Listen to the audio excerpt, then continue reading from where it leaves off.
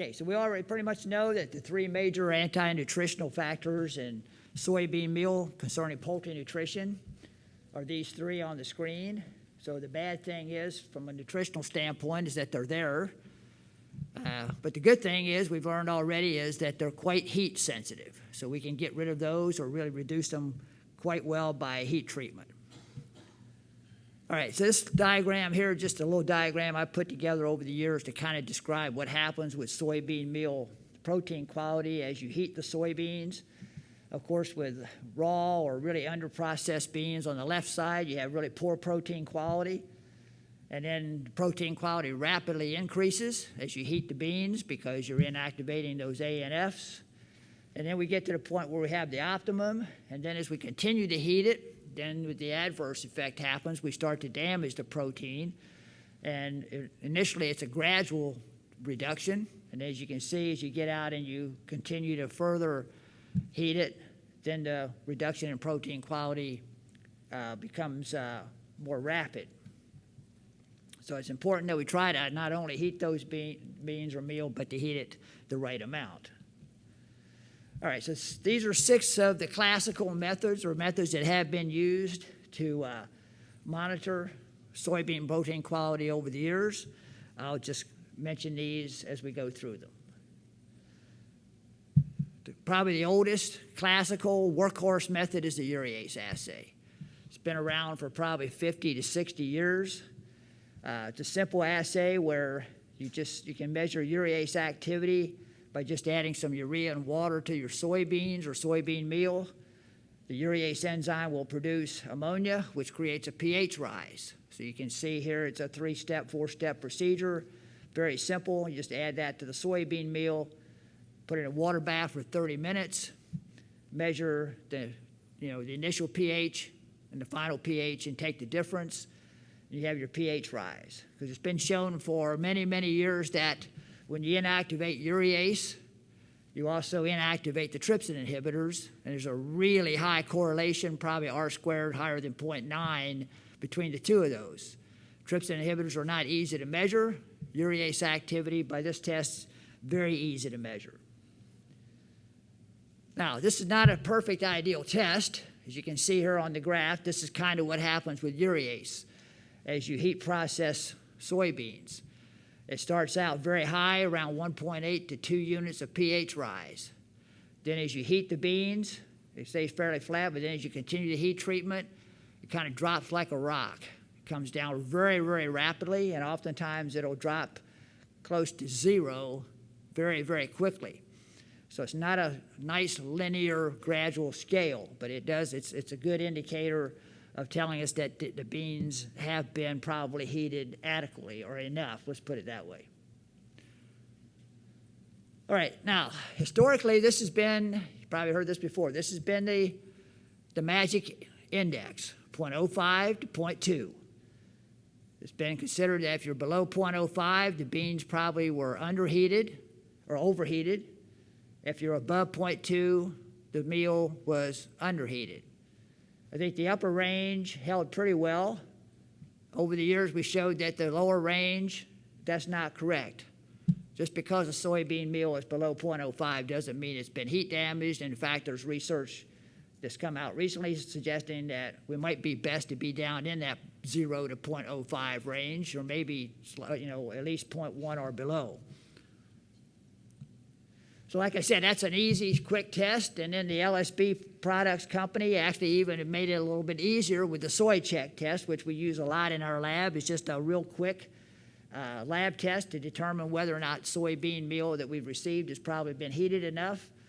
And this test is based on adding a color indicator along with the urea that you add, so that when the pH increases, the color changes, becomes more red.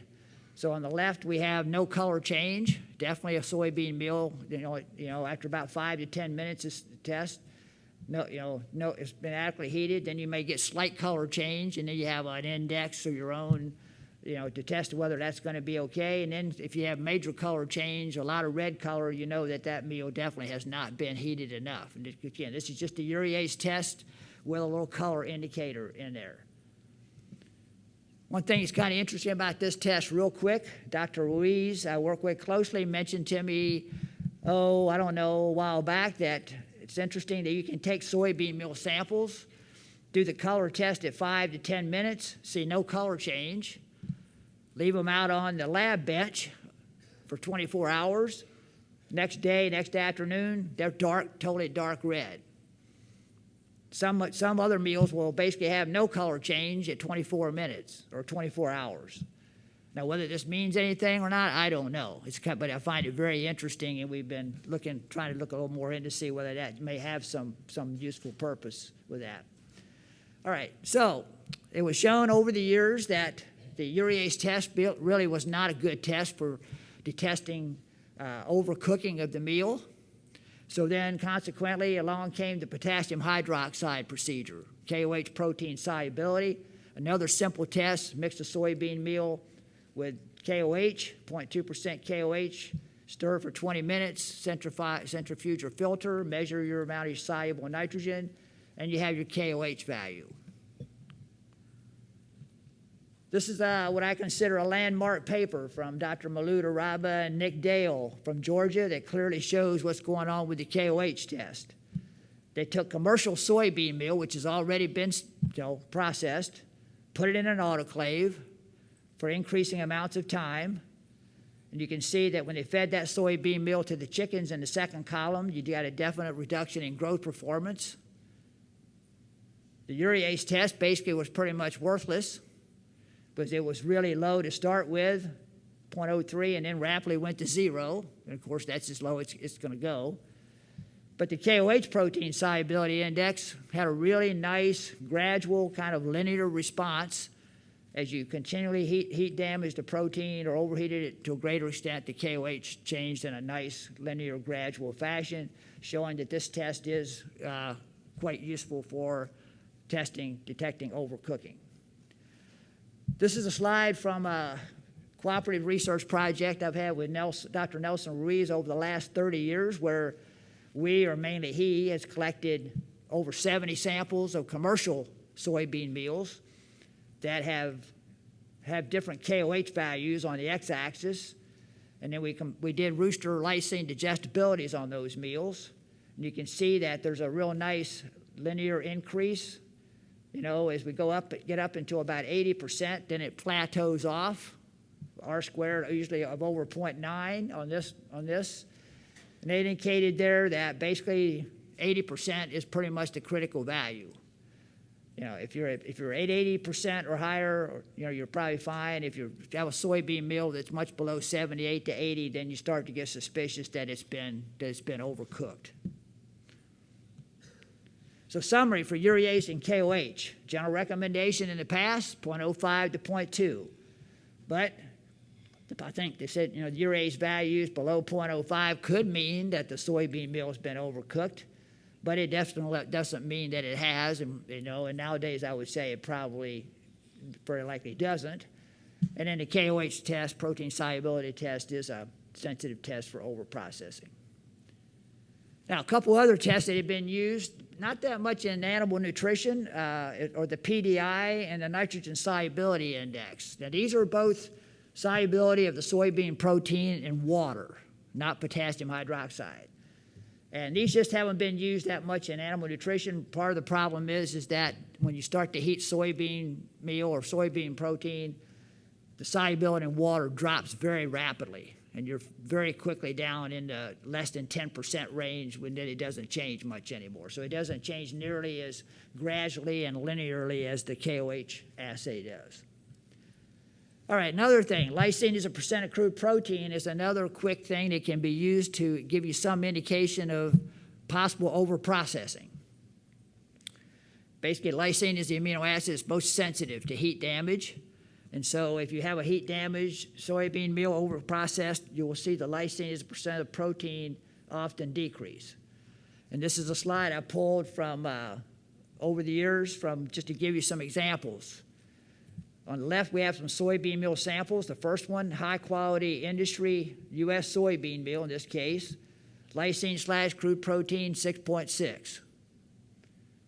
I like to see the values are usually above 6. Dr. Stein would say, my colleague says 6. I think you need to be up around 6.4, 6.5, really. But anyway, you can see, but you take a sample that's been put in an autoclave in a lab and heat damaged, or if you take a couple of industry over-processed heat damaged samples, you can see the values are well below that 6.6 or 6, down into 4 to 5 range, indicating that you definitely have heat damage. All right, moving on, and a few comments about the trypsin inhibitor assays. We're trying to move more toward actual trypsin inhibitor analyses rather than using these other assays, which are indirect methods.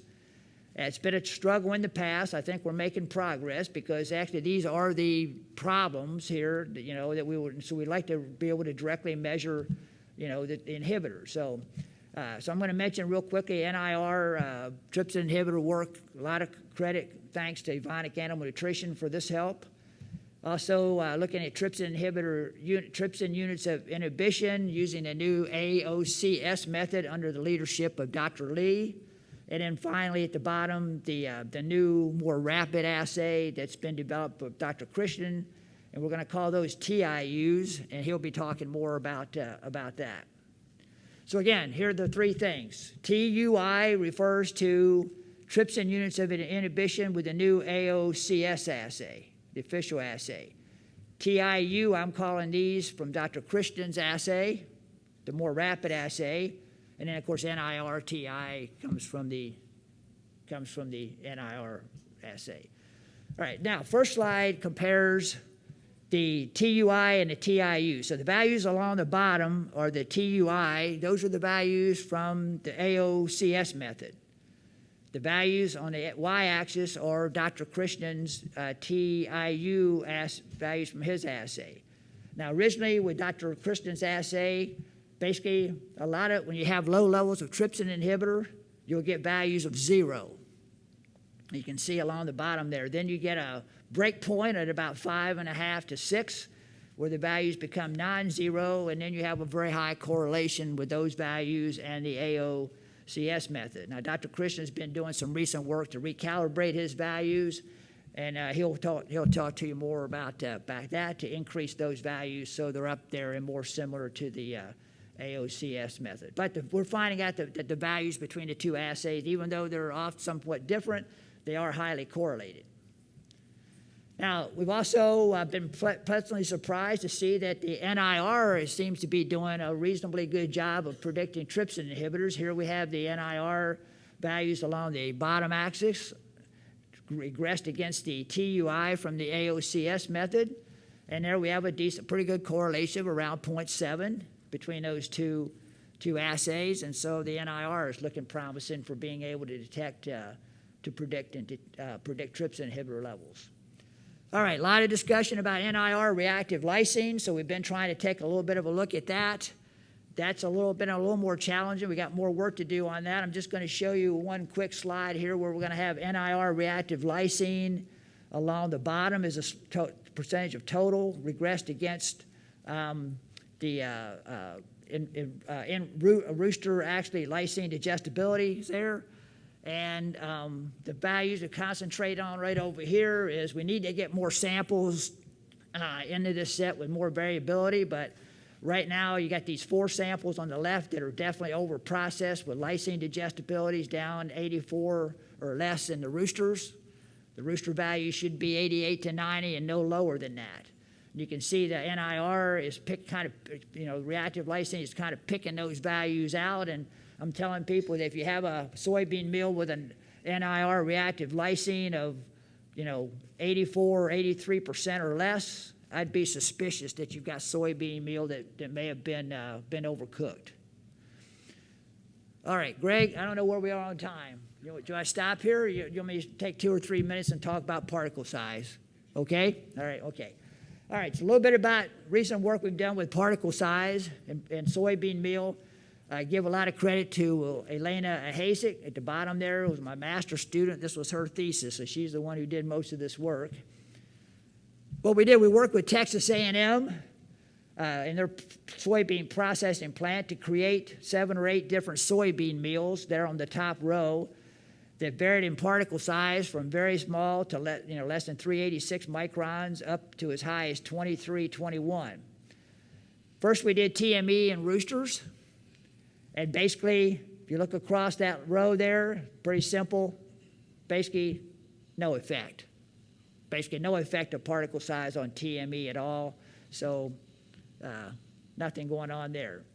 Pretty much the same thing when we did standardized amino acid digestibility and susceptomized roosters. Basically, you can see across there, we start off on the left with the small particle size, and then as you move across to the right on the bars, that's the larger particle size.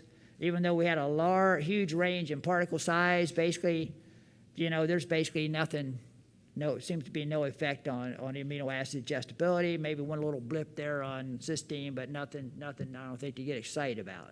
So again, not much of an effect.